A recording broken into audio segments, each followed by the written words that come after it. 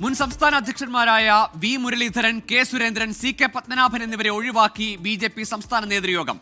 തൃശൂരിലേത് group യോഗമാക്കി മാറ്റിയെന്നാണ് V Muraleedhara വിഭാഗത്തിന്റെ ആക്ഷേപം. നേതൃയോഗത്തിന് പിന്നാലെ ചേർന്ന കോർ കമ്മിറ്റിയിൽ രാജീവ് ചന്ദ്രശേഖറിനെതിരെ ജനറൽ സെക്രട്ടറിമാരായ സി കൃഷ്ണകുമാറും പി സുധീറും രൂക്ഷ വിമർശനം ഉന്നയിച്ചു. ഒരിടവേളയ്ക്ക് ശേഷം സംസ്ഥാന ബി.ജെ.പിയിൽ വീണ്ടും വിഭാഗീയത തലപൊക്കി. തദ്ദേശ തെരഞ്ഞെടുപ്പ് മുന്നൊരുക്കം ചർച്ച ചെയ്യാൻ തൃശൂരിൽ ചേർന്ന സംസ്ഥാന നേതൃയോഗത്തിൽ നിന്ന് ഒരു വിഭാഗത്തെ ഒഴിവാക്കിയെന്ന ആക്ഷേപം. മുൻ സംസ്ഥാന അധ്യക്ഷന്മാരായ V Muraleedharan, K Surendran, C K Padmanabhan എന്നിവരെയാണ് ഒഴിവാക്കിയത്. വി മുരളീധരനെയോ കെ സുരേന്ദ്രനെയോ സംസ്ഥാന നേതൃയോഗത്തിന് ക്ഷണിച്ചിട്ടില്ല. സംസ്ഥാന നേതൃയോഗത്തെ ഗ്രൂപ്പ് യോഗമാക്കി മാറ്റിയെന്നാണ് മുരളീധര വിഭാഗത്തിന്റെ ആരോപണം. ഇതിൽ നേതാക്കൾക്ക് കടുത്ത അമർഷമുണ്ട്.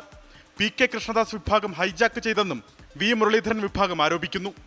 രാജീവ് ചന്ദ്രശേഖർ സംസ്ഥാന അധ്യക്ഷനായതിനു ശേഷം P K Krishnadas, M T Ramesh പക്ഷത്തിന് മുന്തിയ പരിഗണന നൽകുന്നുവെന്നും പരാതിയുണ്ട്.